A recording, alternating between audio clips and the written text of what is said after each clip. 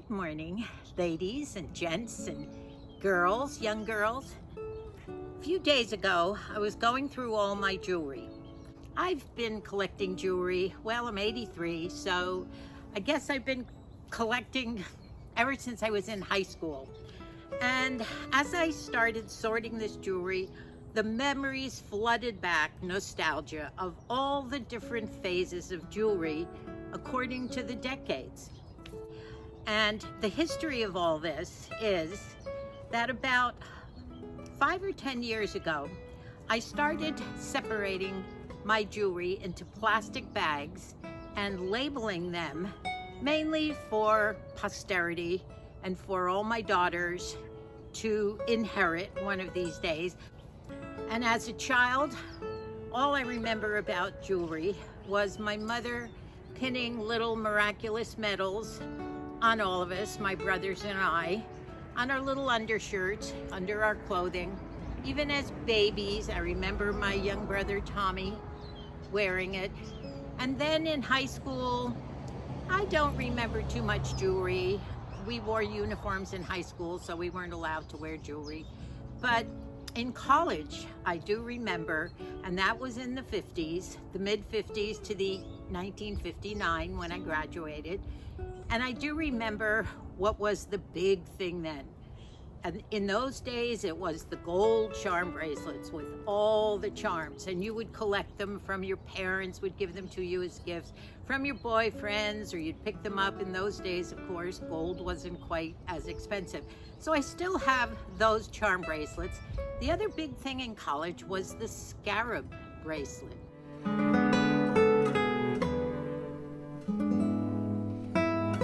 That's something that I'm going to talk to you because as I became interested in looking at all my old jewelry, costume jewelry, and of course you can tell what my favorite is by the Southwestern Jewelry, which my husband has been buying me for 40 years in trips when he'd go away on trips to Albuquerque, New Mexico, or when we'd go on a trip to Santa Fe or something. But I decided that all those labeled bags of jewelry, that this was the squash blossom that your dad gave to me in 1993. He found it in Santa Fe, New Mexico.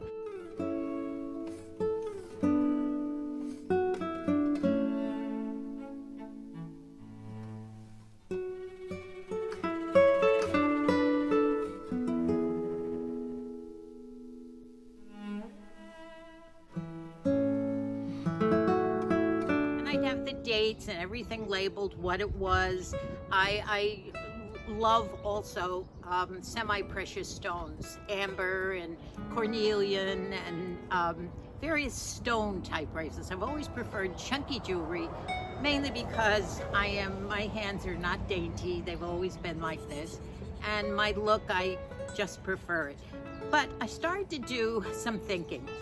And I had a whole dresser full of plastic bags labeled for my daughters. Woo, it's hot out here. And every time I went to put on jewelry, or I thought, oh, I remember that amber necklace, let me find it. I'd have to go through all these plastic things. And finally, about 15 years ago, when I was, around 70, I realized, hey, I'm not old. I love my jewelry. I want to be able to wear it, and someday my girls will get this. So the other day, guess what I did? I spent the whole day going through all the plastic bags and pulling all this wonderful jewelry out, and I had this renewed interest in jewelry again. So, thus, this video. And I hope enough people are watching because it's kind of interesting. I did some history of the different trends of jewelry from the 1950s on. The 50s was when, of course, I realized I became interested in jewelry. And it was really, really interesting, the different phases. What was the big thing in the 50s? And of course, it was gold charm bracelets, and scarab bracelets, which are these Egyptian beetle carved into semi-precious stones. You have maybe 6 stones in a bracelet. And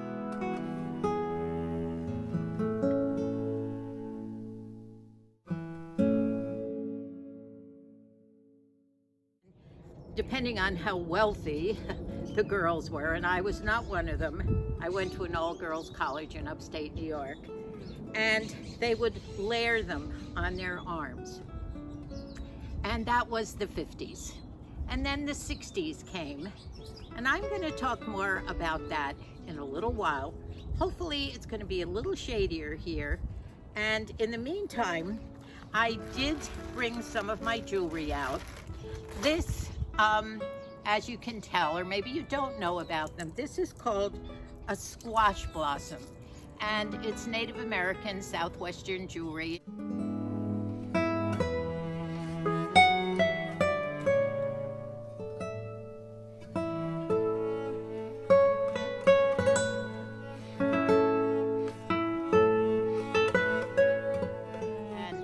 Everything from Navajo to all the other tribes do make this kind of jewelry. My husband found this on a hillside on a rainy Sunday for me. We went there for a little vacation. I guess it was fall. And after Saturday night, we went to the Santa Fe Opera, which was the reason we went. And we spent the whole weekend in Santa Fe, New Mexico, which was so gorgeous. And Sunday morning, someone said, oh, they're having, on a hill right outside of Santa Fe, they're having a swap meet today. And usually they have some good jewelry. Mainly I was interested in coral and turquoise and silver. So we drove up, and of course, my husband ruined his shoes. I didn't care what shoes I had on. I was going in there. And we went in, and they were just closing up. The rain was pouring, the mud was this thick, and there were several Native Americans around selling their jewelry. And quickly I went around. Oh, I didn't put the bracelet, but I have this big, chunky, gorgeous bracelet. And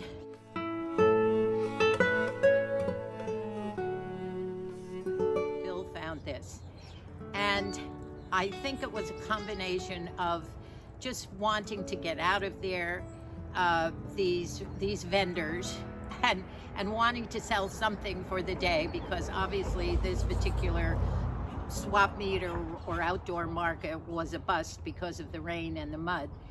And he found this for a song, and also I found the bracelet, which I will show you in the continuation of this video. So as you can tell, I love it.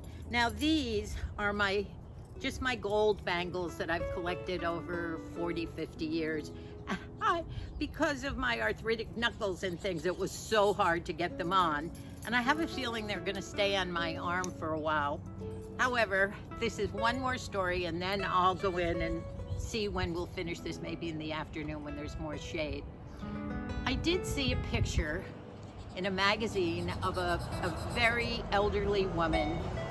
She wasn't beautiful or striking. She was classic looking, and I was so attracted to this woman's character in her face. I bet she was in her late 80s maybe.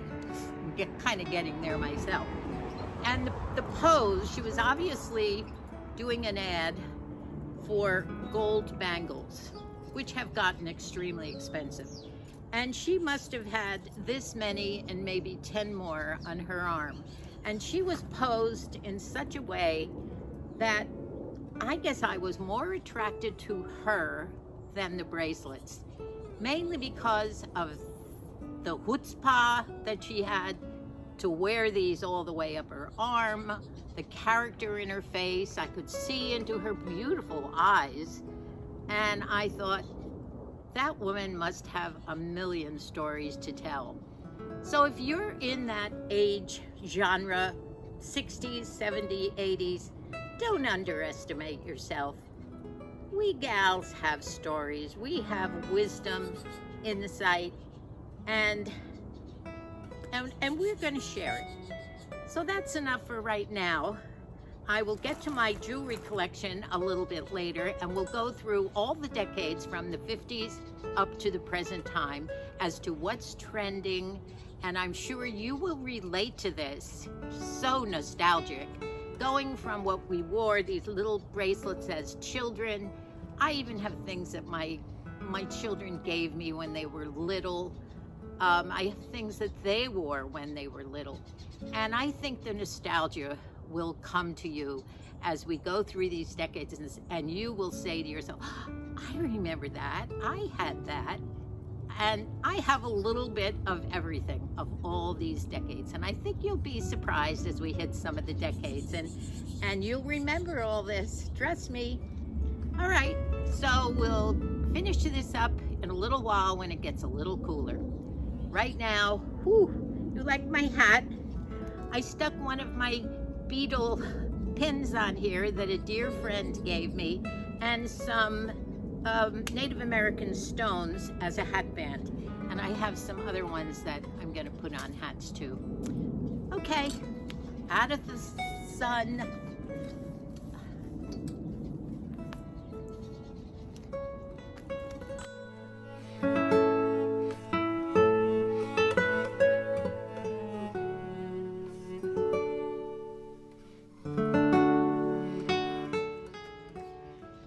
Little better shade right now, but it's still too hot to stay outside. I might finish this part 2 tomorrow. I've just taken some pictures, close-up photographs of the different types of jewelry and tried to explain, for instance, with the silver and turquoise, I tried to explain the different colorations of the stones, and they do come from different mines in different areas, but I don't have a preference. I love the deep blue, I love the green, I love the seafoam green, and I like that medium color.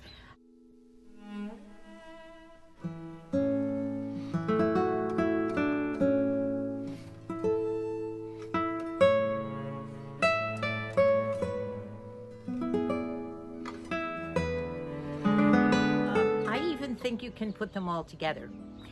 I changed necklaces. And today I have on another one of my favorite necklaces. I'll come up close. This is called, actually there probably are 5 or 6 necklaces here in one. That's the way I like to do it. Never have just one of something, my husband says, when I collect. Up close. This is called a fetish, or all of them are fetish necklaces. And they're pieces of coral and turquoise, of course, and silver. And in between the little birds, which is the mark of the fetish necklace, they're usually little birds. And in my bigger stones, I have some fish and even a little boy there in the front. There's different animals, but the true fetish are usually birds. And in between the stones, or the birds or the animals, are little shell beads, and those are called hishi beads. And I love this necklace. I think, number one, it's a statement. Maybe there's too many, but that's the way I love it.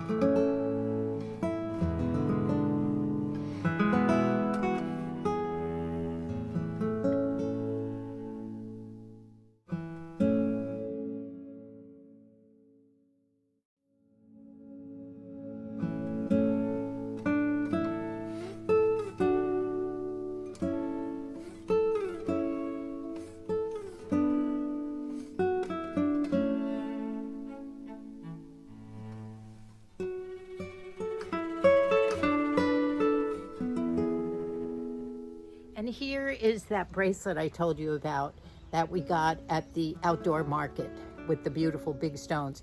Now these stones, you can probably see them in the sun, are a bit on the greenish side, pale green, maybe seafoam, and I love these colors. Believe it or not, one of the stones fell out when we were on a crossing from New York over to London, and we were on, I think, the Queen Elizabeth. And one of the stones fell out, and when we got back to our room at the end of the night, we were dancing and having fun. And this was probably about 5 years ago. I noticed one of the large stones was gone, and I don't know how you would ever match it. But the next morning, I did go down to the concierge, and I said, I know this is probably impossible, but did anyone by any chance find a turquoise, a kind of a light colored green turquoise stone? He said, let me check. I think I remember something like that. Would you believe someone had picked it up and turned it in? Isn't that wonderful? Anyway, I think perhaps this is part one of the jewelry story, my hash, my, what is it, 60-year hash of jewelry. Oh, more than that, probably 65, maybe even 70. And the history of each decade is really fun. I'm discussing the 50s. I think I might have already mentioned it, my college years, of the Egyptian scarab bracelets and, of course, the gold. I didn't take a picture of my gold charm bracelet, but that's beautiful too. And Bill has added to it over the years. My mother and father gave it to me when I was in college, and it's been added to little by little. I did lose one. I have two. But then we get into the 60s, which was, we were living in Scotland while I was having babies. We were married in 1960, so I was having my first 4 babies in the first half of the 60s. And the second half of the 60s, we moved to Scotland, and we lived over there. And we were there for 3 years in the west of Scotland, Loch Lomond, and that's the beautiful part of Scotland. And, oh, we had such a great time. We took a trip the first summer we were there, a car trip all over Europe. We hit 13 countries with our 4 little babies. The youngest was 2.5, and the oldest was, well, they were born each year. And we took an au pair, a high school girl that I had back east, and she flew over and went with us so that we could kind of have a little help along the way.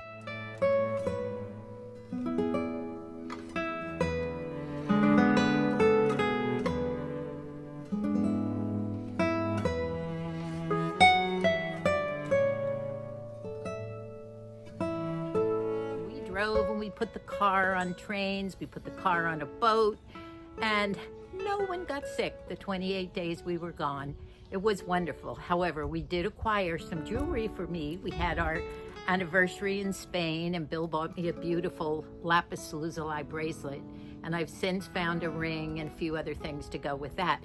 But the fun story is that when we were living in Scotland, there were gypsies in the hills, in the highlands.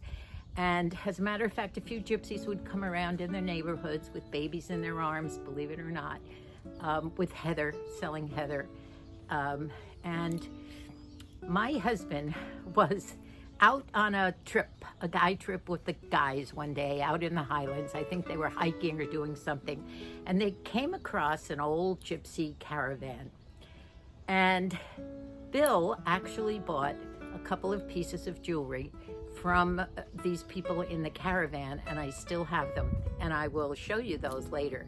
They're stones, and one, I believe, is a cloisonné ring, beautiful ring, that Colleen always loved it. Colleen is our youngest daughter. We have 6 kids, and 3 boys, 3 girls. And Colleen fell in love with this when she was in high school, and I gave her the ring, and she wore it all the way. The day she was married to Micah, she had the ring on her one hand. And when she was in the vestibule of the church, right before the wedding, oh, Mom, I can't find my ring. I think I lost it somewhere. And of course, she was a wreck anyway. Someone found it, put it back on her hand, and she was ready to go up that altar. She still has the ring, but the cloisonné has, the color of it was beautiful white with gold trimming on the edges. and it had beautiful flowers on it, and some of the flowers have started to fade.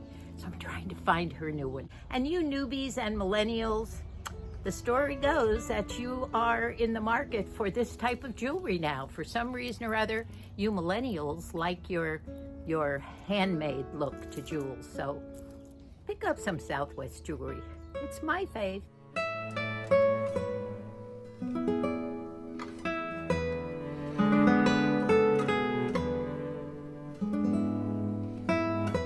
Not so bogged down with jewelry. I still love the cluttered look.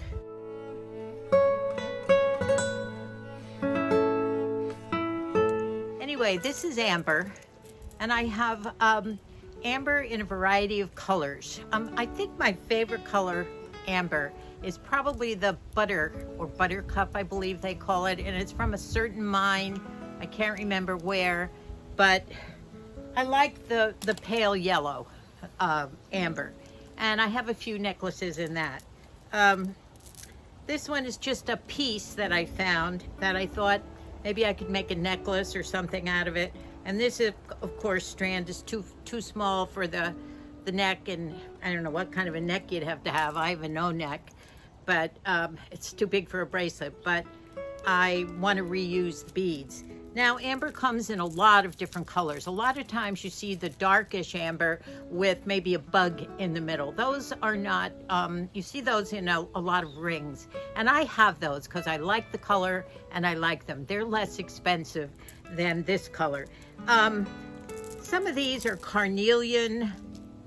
I believe this one might be amber. It's raw amber. And it's just you can see it in the sun too. It's nice. It's raw amber, little tiny stones made into a necklace.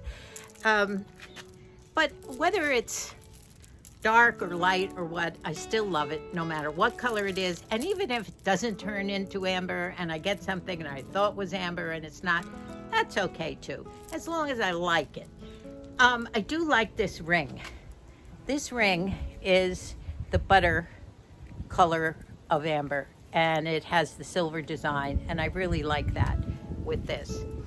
The reason I came back out here, it's actually cooler again, is because I did have a funny story to tell about the crystal necklace that I put a picture of the crystal necklaces. And I brought them back out here in my bag.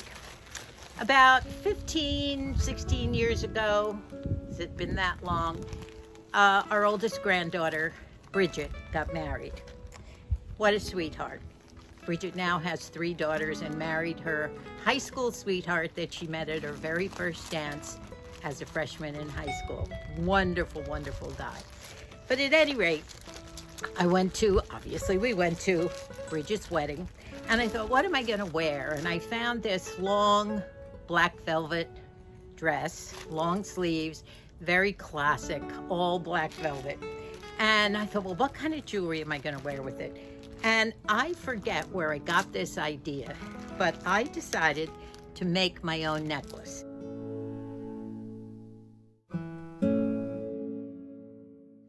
And what I made it out of was crystal chandeliers. Look at them in the sun. Can you see them? Chandelier crystals, Swarovski crystals, that I kept finding. I ordered some from Amazon. I ordered some from jewelry makers. Actually, I had an old chandelier that I took some of the crystals off, and I just kept stringing them. Some were on strings. I just love when they shine in the sun.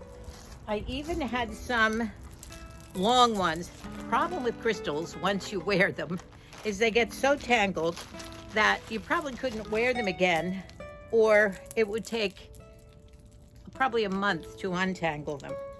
I did use some of the crystals from this necklace, I believe, also. I guess I had 2 of these. And these are the long crystals. These are not probably Swarovski, but they were pretty. And what I did was I made, and I can't do it because it's so, I made a necklace that was completely covered from here all the way down to here and up to here, with long strands on the outside of Swarovski crystals. And they're all big crystals. They were different designs too. The second row was smaller, and then we got smaller and smaller and smaller, and it filled in this whole necklace area. I was so proud of myself. It turned out beautiful, and everyone complimented me on them. And by the end of the day, after the dancing at the reception, it was a beautiful outdoor wedding with horses and carriages. And I forget where it was, somewhere down near San Diego in an outdoor area. But the indoor area was just as beautiful. We had a wonderful time. And I did my share of dancing. Moose and I always were great at the old jitterbug. And by the end of the night, people kept coming up to me saying, I found a crystal. This must be yours because you were the only one with that necklace on. And I must have lost 5 or 6 crystals from my beautiful handmade crystal necklace. And here are the beautiful crystals, but for me to get it apart to show you would take me forever. Look at it in the sun. Isn't it beautiful? Can you see that? Anyway, that's my funny story about my crystal necklace. So there's more fun stories to go. This video is probably going to be long enough for now, but come back. I'll probably do it tomorrow or the next day, maybe in 2 days, and I'll talk about the rest of the decades of the trends of jewelry. I have jewelry from every single decade. Obviously, I've lived so long, and I've worn it, and there's some stories about it. And I think you'll get some fun out of it, because those of you who are in your 60s, 70s, and 80s will look back and say, my gosh, I wore that. I wore that. Remember the days of Twiggy? What was that? 70s? I can't quite remember. Maybe it was earlier.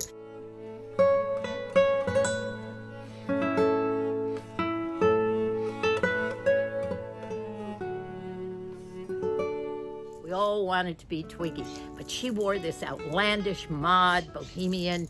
By that time, plastic had been invented, and a lot of the jewelry was bright colors and geometric designs and just wonderful stuff. So join us for the next video, and we'll talk more about the decade trends of jewelry. Bye for now. Hope you're enjoying this. I am. Bye-bye.